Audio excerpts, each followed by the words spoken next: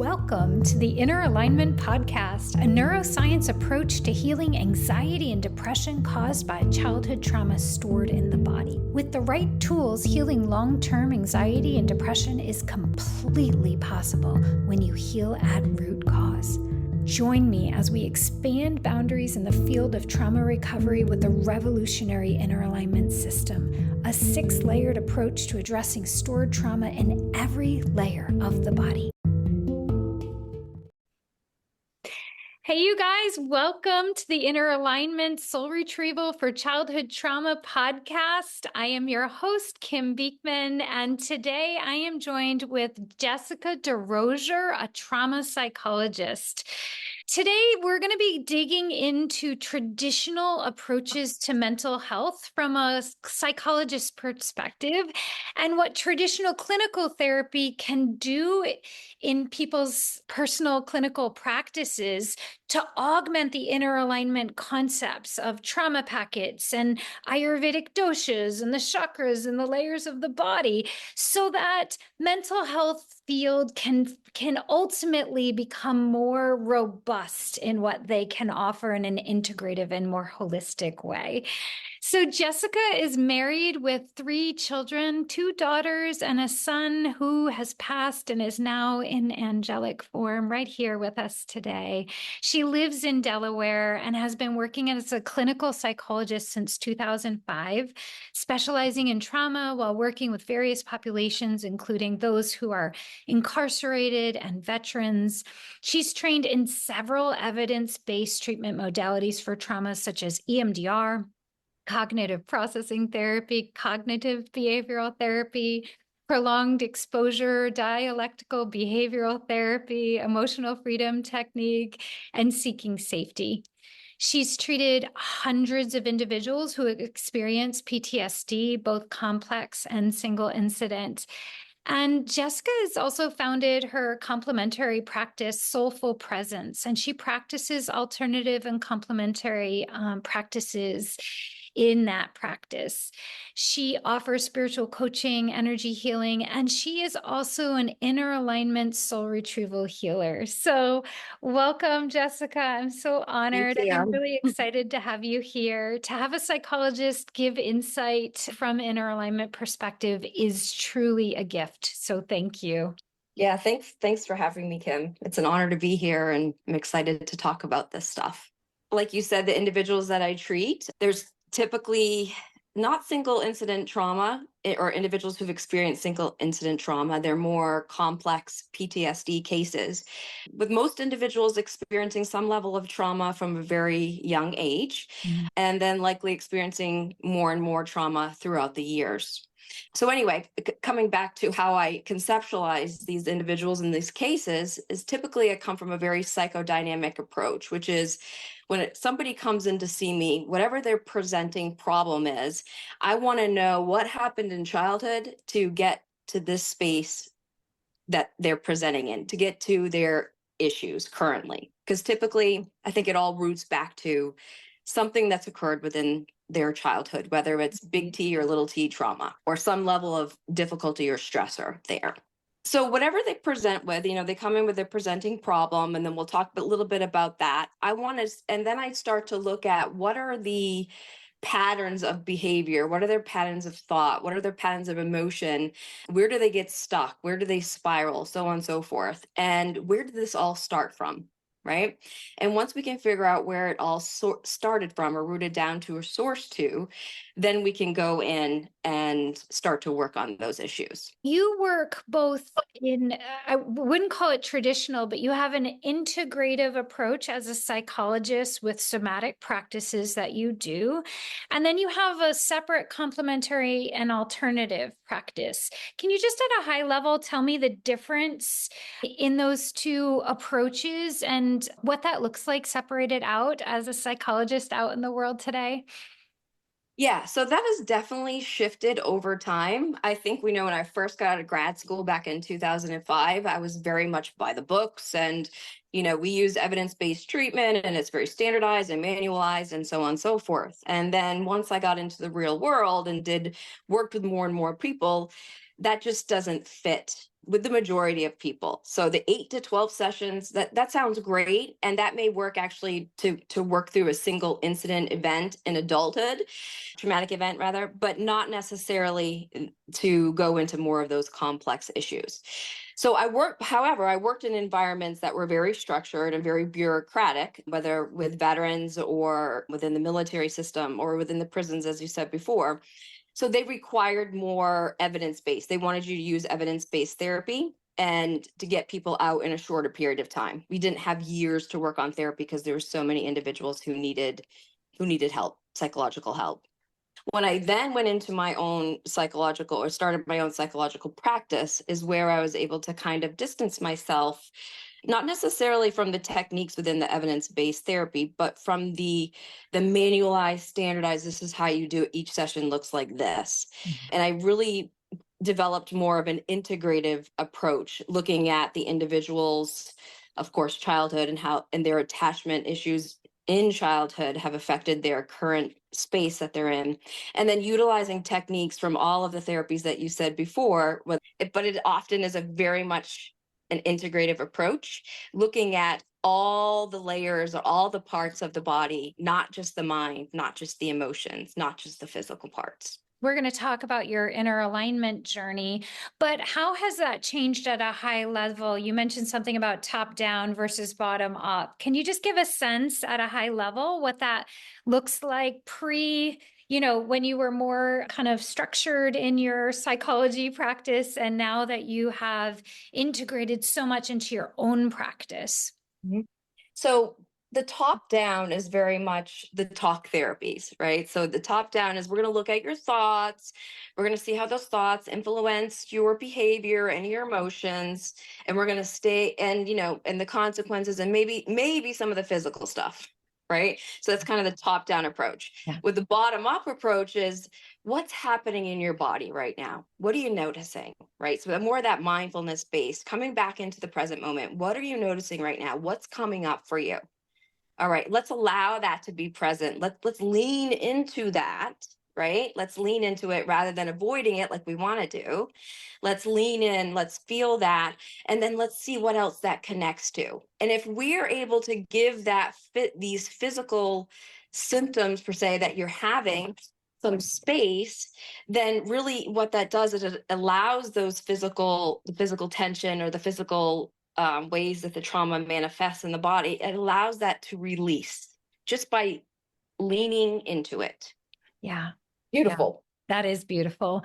And I think, as you were talking, I was thinking that top-down approach of the thoughts and talk therapy from the mental body, by the time someone's done their 10 years of therapy and comes into inner alignment, we have to almost undo all of the analysis paralysis of the mental body, because the top down doesn't allow the body it's almost like there is no down, it's just top, right? We're just here. We're just here. We're just from the chin up, and we're living as a head, thinking lots of thoughts and going in circles. And so that when you go from the bottom up in that way that we do it here in inner alignment, the mind is really a secondary aspect to what's living in the body. And holy cow, what a paradigm shift to what has been which has been done for, I think, hundreds of years, which is the analysis of thoughts.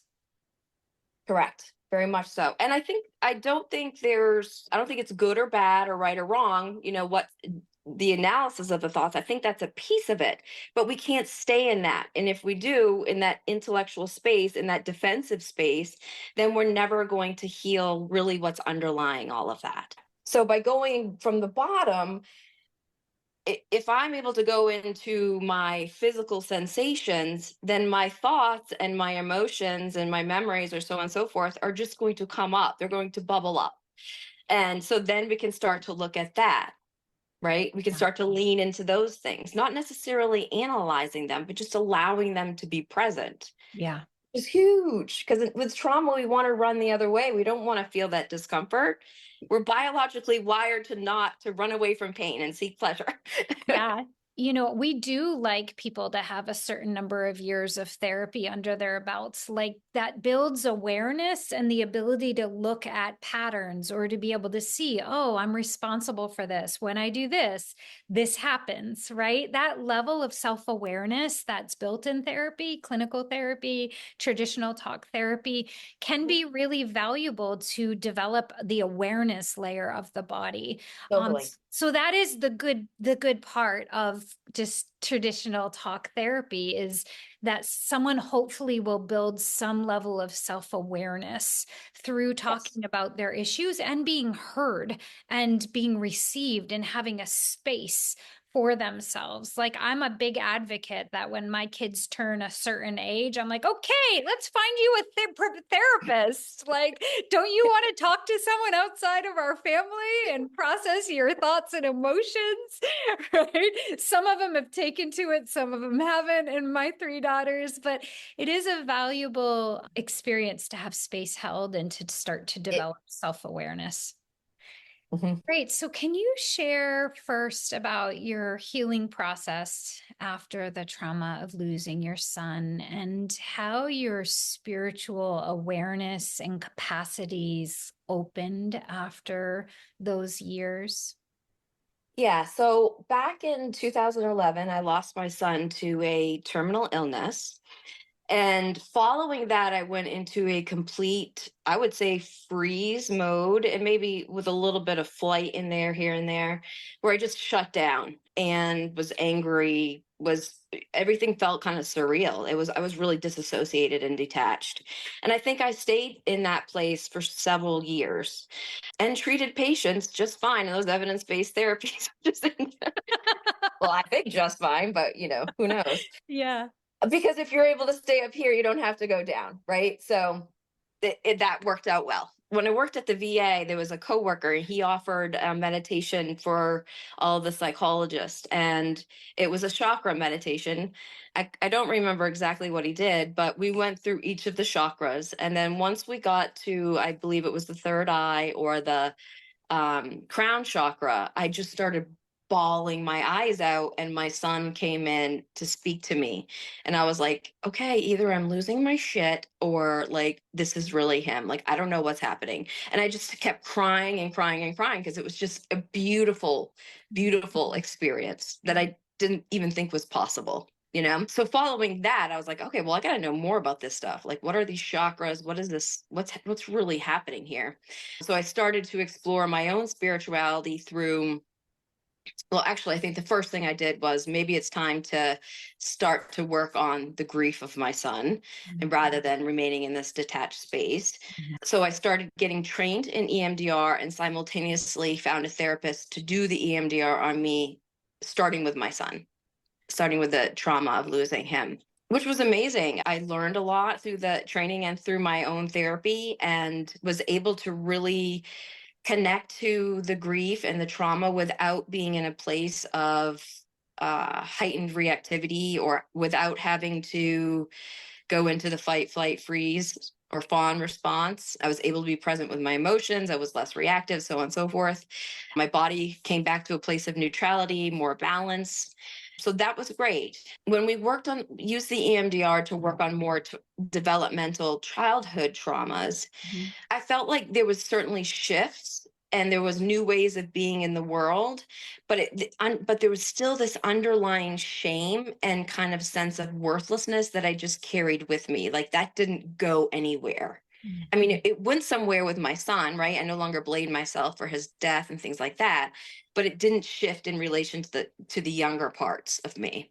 Wow, I've never heard someone make that distinction so clearly, but being trained in EMDR, having received EMDR, having had your own trauma, that distinction is just so helpful to understand because I see a lot of that too. I see that EMDR does help with reactivity for people, and it Huge. does help in some way with trauma in not being as reactive. And body keeps the score, right? This is becoming more a traditional treatment, but there was something that I couldn't touch or explain, that there was a deeper thing. It works at and more than the mental layer of the body. Yes. So it works on Yes. a couple layers of the body. What layers of the body do you think it works on?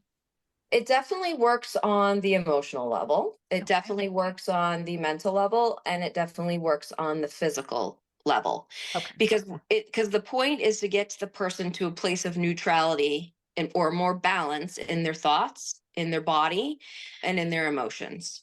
Okay. So by through the bilateral stimulation. I'd love to split hairs here if you could humor me, because and this is so juicy for me, you guys, because I sit around and these are the things that I noodle around in my Mhm. head, thinking about the layers of the body, thinking about the clients who come in who've done EMDR, and it feels like I always explain it like there's a surface and there's a hole at the top of the surface, and then there's like rabbit holes underneath the surface, right? And it Mhm. feels like EMDR gets a few feet under the surface and then covers up the top of the hole, but there's still lower parts of the rabbit hole deep below that didn't get touched. So that's what I'll typically say as an analogy, because I'm visual in that sense. And so what you're doing is you're giving me some language, because it's interesting. You said it hits the mental, emotional, and physical, maybe the neurosynaptic aspects, or I know Yeah. there's the eye movement. So there is very much the nervous system is being affected. And then Yeah. that kind of makes me wonder, I'm like, okay, but the body and the somatics of the body, is that the energetic? Is that the spiritual layer? There's still a physical part of somatic. Do you Yes. see? So now, like, there's a Yeah. nuance here that's There really is. important. And, but it's so interesting. So having been trained in attachment focused EMDR, Mhm. it's much more based on childhood trauma, complex PTSD than the traditional EMDR. And having that, there's a lot more resourcing or pulling in, like, let's say your adult self, pulling in the divine figure, a nurturing figure, so on and so forth, to help heal that person within that space.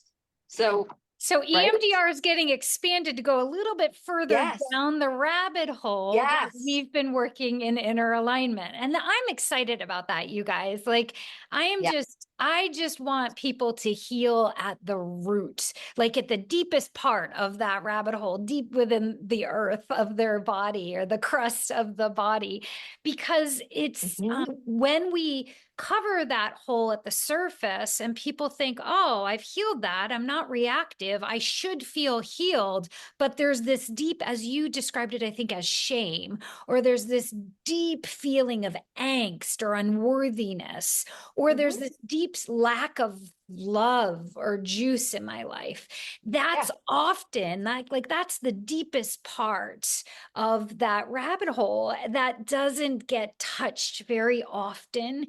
And what makes our job a little bit harder is when people have done a lot of EMDR and they've done like half of the rabbit hole, they go in through that pathway, and that pathway in is a very different pathway in than the Very. inner alignment pathway. To like, we take a different route and we go to the deepest part, and then we Yes. move up the rabbit hole, bottom up approach. Yeah. And so I have never really had that description or those words. And it's really fun to hear kind of from a practitioner where we're getting to. And they're different pathways. Like, I'm learning a lot about digestion and metabolic pathways, and how, like, when people go into ketosis, they're using this pathway of metabolism. And if they're eating carbs, they go through this pathway of metabolism. It kind of feels the same. Like there are just it's Different ways. completely different paths, Yes. and they're not the same paths at all. Thank you for that description. It just, for me, I'm like, I'm having a field day and inside my head with understanding. I'm glad you're excited about this. But and I think the another piece that I'm excited about is I recently did a workshop or a conference with somebody who's pretty world renowned in EMDR, and she's writing a new book, I believe, that speaks to the multi generational trauma and how that's held generation to generation to generation, and how that can be added into the piece of the EMDR as well. Yeah. So that is beyond huge. There's so much energetic stuff there, and just pulling on our ancestral roots, our strengths from our ancestors, and also maybe cutting off some of the things that aren't so great with that, or integrating them maybe in a different way. Maybe that would be a more accurate way of saying it, not Yeah. necessarily Or a cutting. little of both. Yeah, Spiritually cutting those cords. yeah. That's what I was Yeah. thinking too. Yeah. Yeah, So I love geeking out about those specifics. So thank you. yeah, but the thing that I find upsetting about that piece is the American Psychological Association doesn't recognize those treatments, like this new stuff coming in, as they don't give they don't give continuing education credits for it. And I think the biggest piece with that is, I think psychology worked long and hard to be a science and to be considered a professional science and doctors. And I think that there's some fear there of, if we go in and adding this stuff, are we pushing ourselves back? I don't know if this to be true. This is just my thought. Are we pushing ourselves back rather than going forward? So I think the biggest piece is to get more and more research using the techniques that people are now integrating in. And with that research, then we can start getting the clinical, because I see your program, I see that in, uh, counseling. I see the whole program like in a counseling graduate program, so I think we're getting there. Like you can see inner alignment as a Yeah, graduate program in counseling. Is that what you're saying? yeah, as a track. As a track. Probably be more in a spiritual or like a pastoral type counseling. I think that would be where it'd be more accepted or most accepted. Mhm. However, having said that, I think we're also, as providers, trying to expand ourselves in terms of what your religion is may not be what my religion is, or spirituality, or my belief system, and so on and so forth. So I think we have to expand anyway, with all of us are so different. Yeah, it's definitely not one size fits all. And I No. think, as we journey into your story a little bit, I think what I'm finding is that we do have a lot of clinical therapists starting to move through inner alignment certification as practitioners. They're coming here to do their work, and then they're becoming practitioners in the modality. And expanding their own consciousness. And as they expand their own consciousness and their own processes, then that will bleed into the way that they see their patients in their practice. However, if the evidence-based traditions of psychology or of the field of mental health are not also growing and expanding to accommodate like new awarenesses coming through the different layers of the body, then there's this, how do I fit this wholeness of who I am and my whole consciousness and understanding of who I am into this box of services that I'm offering my clients. So I really appreciate your being able to distinguish like EMDR and then the attachment-based EMDR and then what's approved and what's not approved for continuing education for clinicians, because I think this is, and I don't mean to be derogatory in saying this, but it's kind of the same issues that the Catholic Church is facing, right? Like, do you let women be priests? Do you let them be married? Like, Right. what's the stance? Yeah, but we're coming out of a place, or we're, I'm hoping we're coming out of a place of duality, right? So this is the way you do it, and this is wrong. And I think all of our systems have been based in that duality, including psychology, including spirituality or religion, and so on and so forth. But with these younger generations coming in, that's starting to shift, because they're more in the gray area. They're not in the duality as much. Yeah, it's true. So because of that, I think they're seeking services that are more integrated, and are going that way themselves to explore getting or being trained in services that are more integrated. Yeah. Yeah, times are changing, and so is the Mhm. consciousness on the planet, right? Mhm. Okay, so when you lost your son, you started to learn about chakras, you started to learn techniques in EMDR. And really, it sounds like your spiritual senses started to open and expand. Yeah. How did that lead you to inner alignment? Well, it was a very interesting time because it was it's like it just all came at once, you know? It's like the door unlocked and it was like, um, yeah. I found a workshop online, and I believe it was on Facebook, but something that it's like an hour workshop to talk about what is inner alignment soul retrieval. So I was like, hey, okay, let's click on this. So I clicked on this and I watched the inner alignment, and I believe I either called you then or the next day or so on and so forth and said, all right, well, let's talk about this. And then I was like, yeah, I'm interested. And you were like, okay, great. We already have a cohort going. Can you start tomorrow?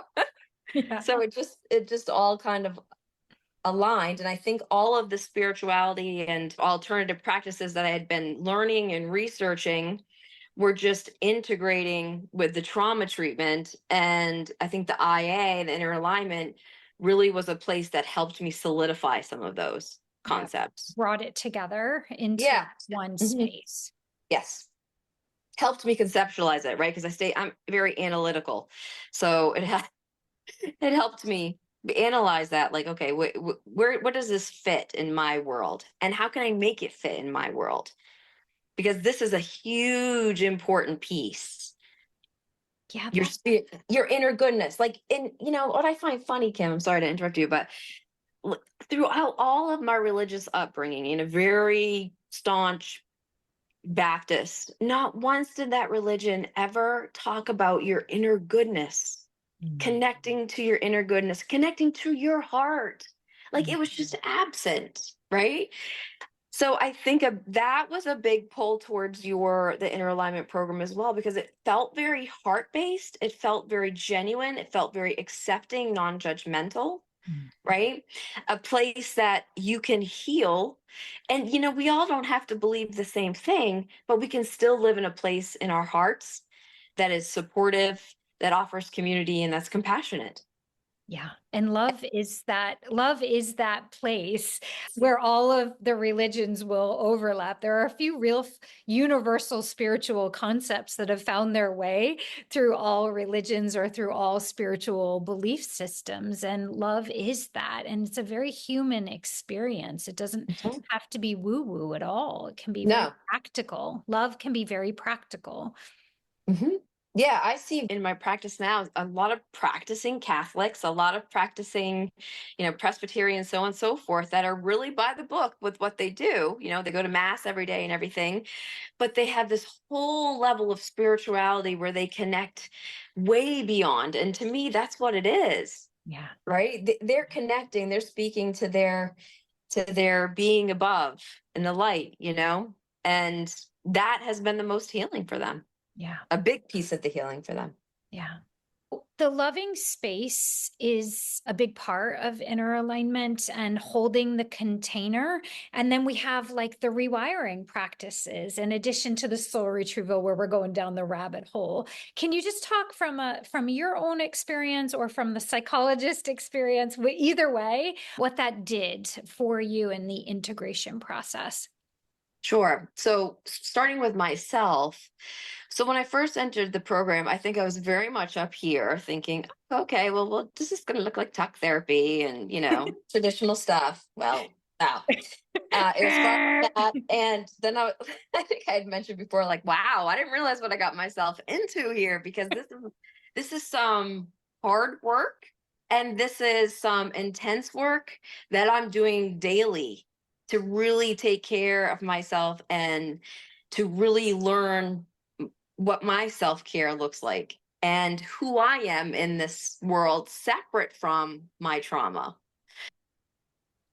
Yeah. And even the gifts that I received from my trauma, right? So that was intense. So for 2 months, being in a loving space with a community of other individuals working on their trauma, being held with you, with Laura, she was my soul retriever healer, and Joan was my coach at the time. And just, I was held in such a loving space. Like, this may bring up some tears because it's just beautiful thinking about it. Being held in such a loving space without any judgment. It may have been the first time I had experienced that. Wow. Wow. Like, and because you go in with those your negative cognitions that you've had your whole life, that you're not enough, you'll never be enough, whatever that may be. And so there's such a disconnect for that internal goodness. And so just coming back to that basic thing, and Joan, the other healers, coaches, and the members being held in that loving space, I think was transformative and such a huge part of the program. Yeah. Thank you for giving words to what love does in terms of Yeah. worthiness. And as you were saying that, I was wondering, how does that relate to secure attachment? Like, we hear this a lot these Mhm. days, that didn't have a secure attachment. What's your attachment style? But Right. when you were talking, I could feel what you were saying in the root of my body. Like, your emotions just brought me into my body to feel that with you. Yeah. And I could feel like the fabric really being weaved. I know that sounds very visual, but like, Yeah. so can you speak to what you just brought emotion and presence to, and what that means in terms of the like clinical discussions of attachment or secure attachment? Are those related to each other? Very much so. Very, very much so. And I think that that's when I receive feedback from my patients about the therapy that I provide, a lot of times what they'll say is, one of the biggest pieces is you being so compassionate and never judging with whatever I come in with.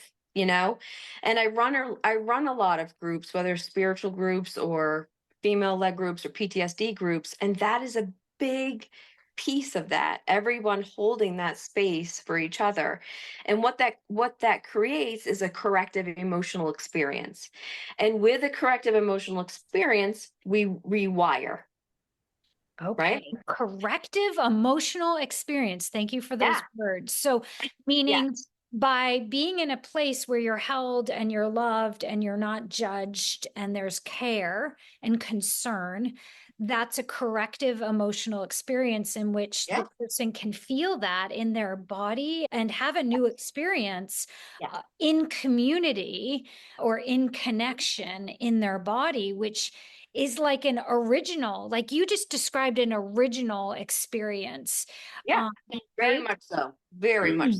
And I remember feeling that with Laura the first time, pretty much every time we did the soul retrievals, but definitely the first time it was just like, wow. And part of me was like, what the hell do I do with this? Because it was so new. Like, I don't even know what step is next? Like, I know my old programming. I got that down pat. The uncomfortable stuff, I'm good, right? But this new way of being of like, wow, how do I now operate in the world? Right? What does this actually look like? And I think that that's where inner alignment then pulls in that other piece of the rewiring, right? Now you've had this experience, you know what it feels like. What are some things that you can do to maintain yourself being in that space and to create new procedural networks so you know where to go, so you don't have to go back to those old ways of being? I love all of these technical terms for what we call the rewiring Yeah. practices, right? Because we have to. So you have this original experience in soul retrieval of deep worthiness, deep love, deep Yeah. peace, or freedom, and Safety. it's different than it's different for everybody. Like really, what they're needing is nuanced and very, very specific to their Mhm. childhood trauma. So you have this original experience and then it's in your body. There's like an aha in your cell. Yes. in a way, right? Like Yes. a novel experience.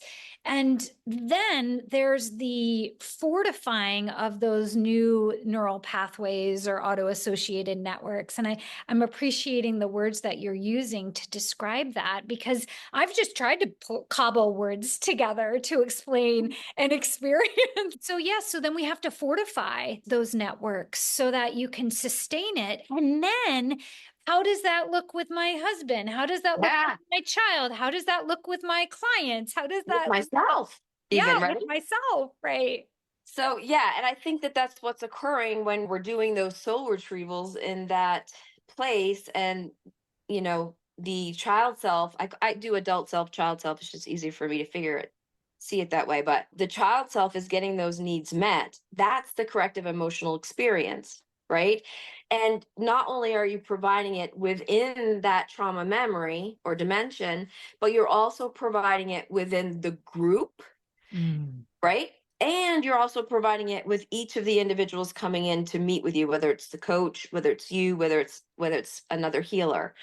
So you're getting the correctional emotional experience from several places, which is like, right? And so then I think that strengthens the rewiring.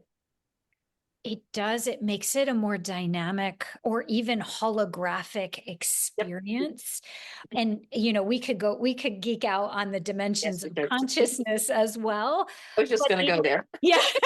I mean, that might be Jessica 2.0, right? So, but it gives the experience in so many different forms. And that speaks to why we work as teams, because it's one thing to receive love from one person and in their dosha. Rose and I just spoke for an episode on the doshas, right? A lion's love, a bird's love, a bear's love. Like, what is love in this context? What is love there and here? And how do they do love? Oh, she's got fiery love and she's got slow and steady love, right? Or just it's not even mentally processed, but it's a felt experience.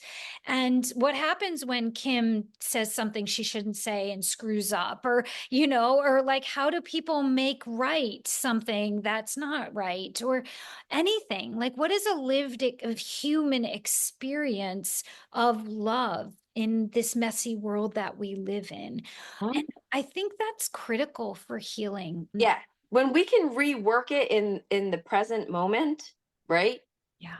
That's huge. Yeah. It's huge. And within my PTSD groups, one of the things we've been working on is how do we rework the racial stuff, and especially with the elections and the racial tension, and within this primarily male dominated group. I mean, it's one female and like 8 men, right? So how do we do that? How do we have the dialogue about this, which is corrective for all of us? Wow. It's huge. Can you come back and we talk about that more? Because that's Probably. juicy. That's juicy right there. And I know those are topics that are near and dear to your heart as well. Yeah. Experience. As you're talking, I'm thinking of, I think the place where this happened for me, the experience of receiving care and love, was when I checked myself into a psychiatric hospital when I was 15 years old. So I had active bulimia from 13 to 15, and I had the sacred privilege of going inpatient for 99 days. And it was right before the mental health field stopped funding inpatient care for mild disorders like depression or eating disorders. And so I got right in at the last moment, and I checked myself into the hospital. And the most fascinating experience there was that there were people there to care for me, or to help meet my needs, or to listen to my problems, or to gather in a circle, or to even hold me accountable, or right. So it was the first time I had ever really been held in a space of that, having grown up with my own childhood trauma and my own experiences that were lived in my body. And those 99 days were critical in building within my inner fabric what it felt like to be cared for. Like, I have constipation. Oh, we'll help get you a remedy. Like, really simple things Yeah, right. that I had never really experienced. You were seen. I was seen, I was Seen. You were received, heard. I was cared for, I was taken Yes. care of, right? And so we all have different capacities. Man, like as a mother of three daughters, I'm always falling short of being able to be a caregiver like I really want to be, or the vision I thought I could be, right? So I just want to honor the fact that it's hard to be a human. It's hard to meet our own needs, and it's hard to meet the needs of others around us. And I think in any family, healthy or unhealthy, trauma, big T or little t trauma, there are going to be these gaps.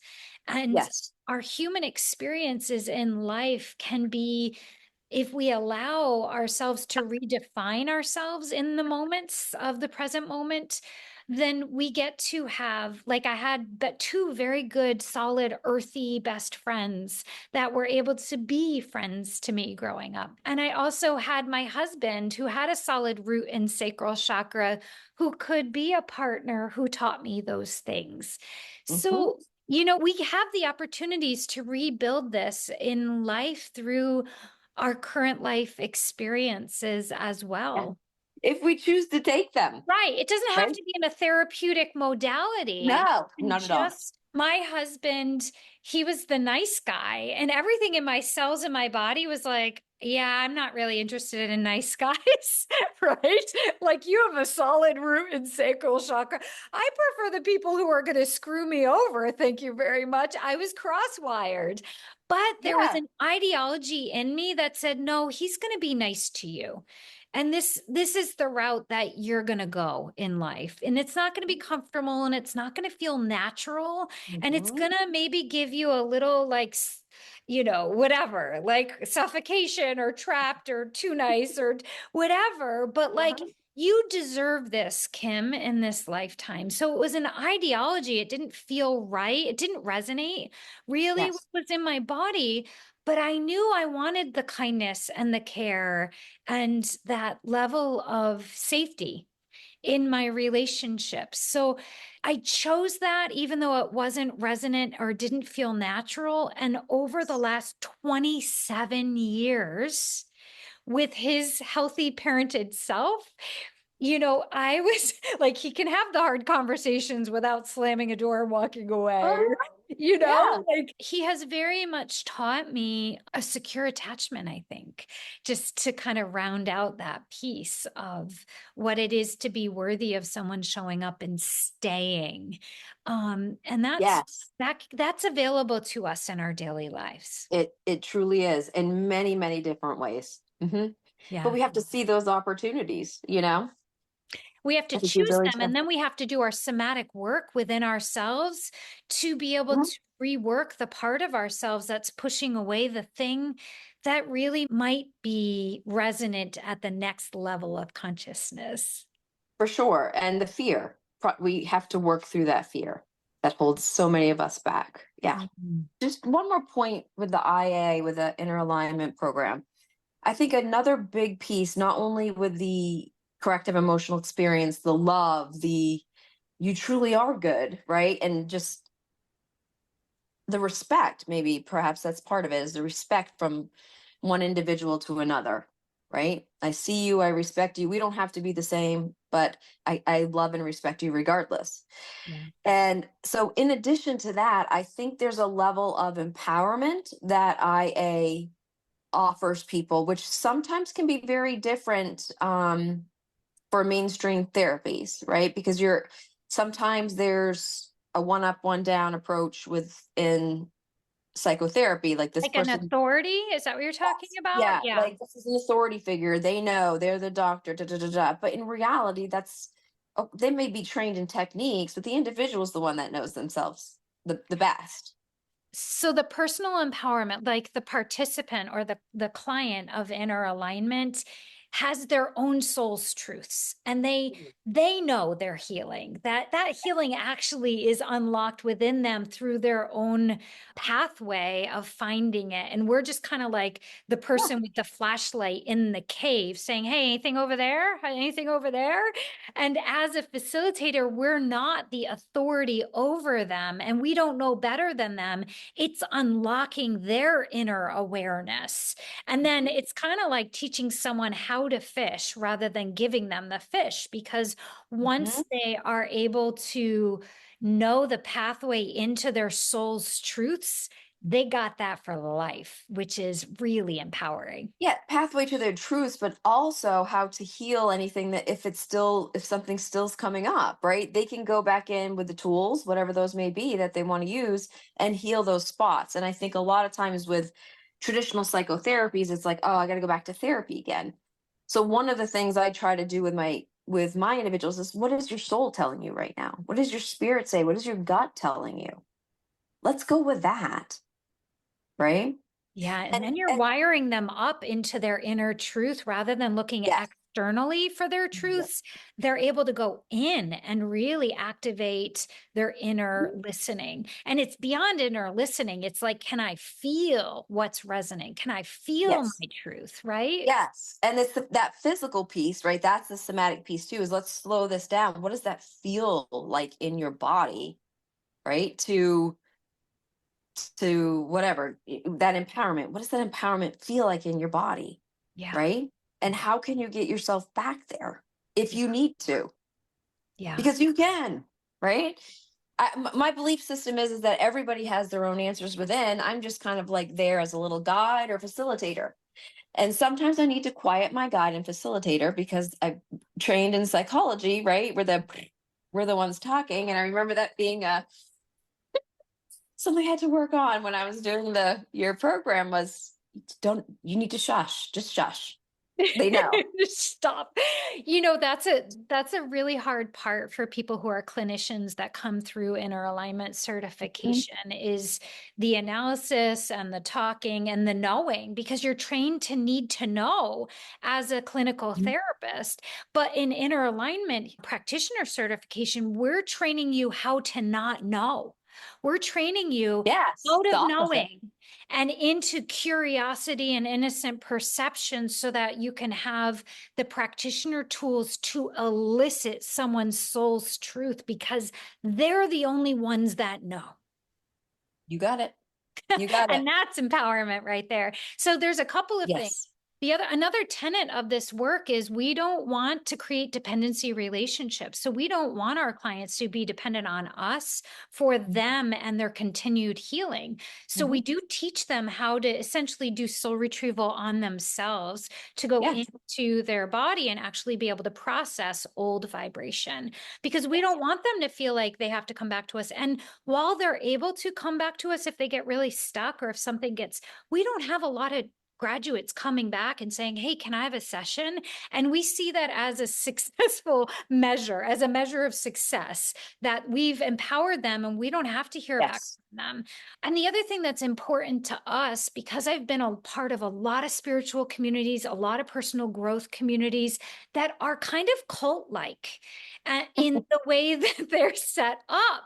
And so I've studied these organizations, like Mhm. what creates this dynamic of the leader knowing everything and other Yeah. people like, tell us, dear leader. And I'm like, I ain't gonna be on any pedestal, because the only place from that pedestal to do is to fall. And please keep me out of that. And so it's Yes. it's like weaved into the program and to the consciousness of the healers that I ain't your guru, right? I'm Mhm. not the one that has your truth. You have your truth.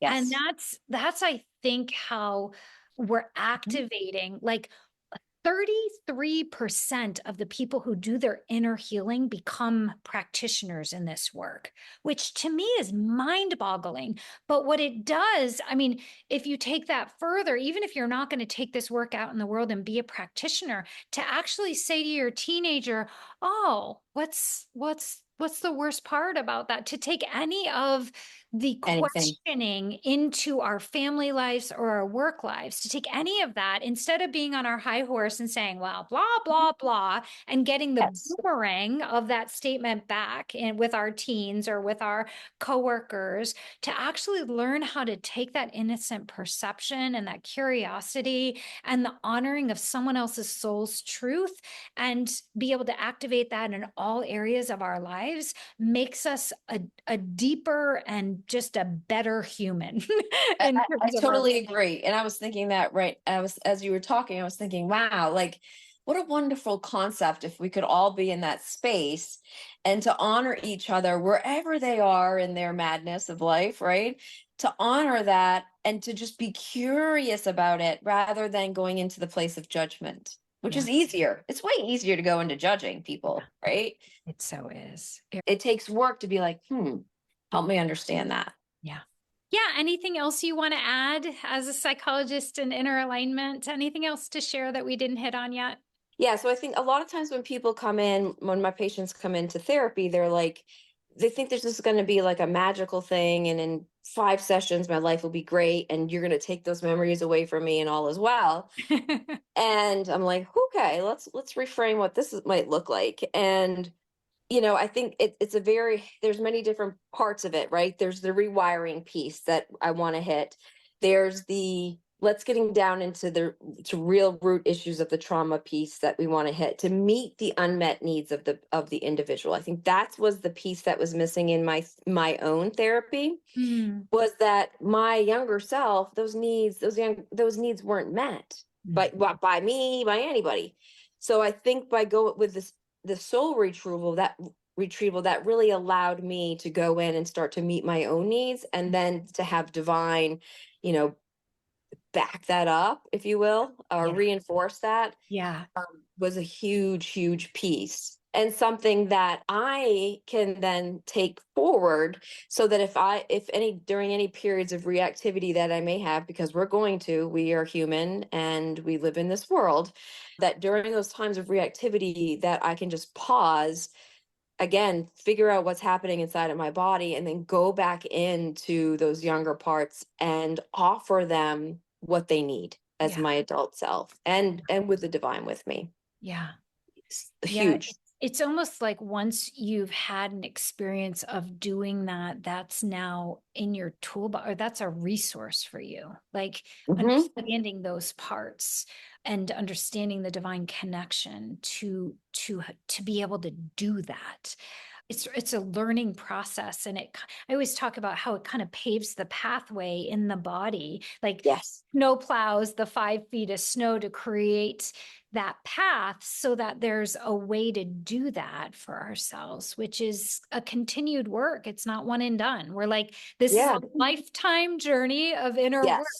Yes. I get hit with Correct. issues left and right. And the more complexity I take into my life, the more inner work I'm doing on myself. And as practitioners, it becomes our way of life. Like we're just doing Yes. our work every day. And I have an hour and a half of stillness and quiet every day Mhm. to be able Mhm. to do my work. So I'm practicing what I'm preaching every moment. Like Yeah. no one's ever fixed, but they are healed. Our definition of healed is being able to feel sovereign and steady and connected to ourselves, and able to bring ourselves into a regulated state and Yes. feeling present and safe and connected and loved and seen and heard. Mhm. Like being able to bring ourselves into that space and having good recovery time in our lives. When we get Yes. knocked off the boat, we can just kind of pull ourselves back in and Yes. re-regulate ourselves in every layer of our bodies. And that's what I would call healed.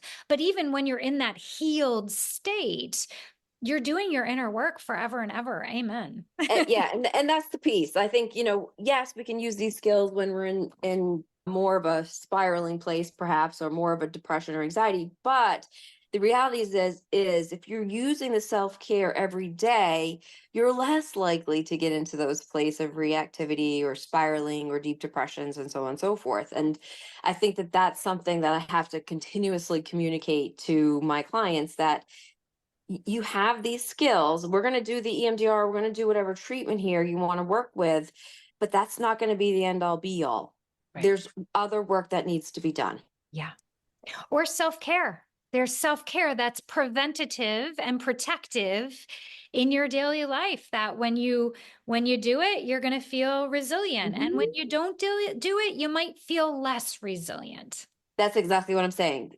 Yeah. Self-care is a daily thing. Like, we don't just throw that out the window Right. when we're done whatever program we're doing. Yeah. And sometimes we have to rewire people out of thinking that it's work. It's really just an act of self-love to be able to sit with yourself and tend to yourself. And that's Yes. a paradigm shift for a lot of people, to actually luxuriate and feel like it's your favorite time of day rather than something you have to get done.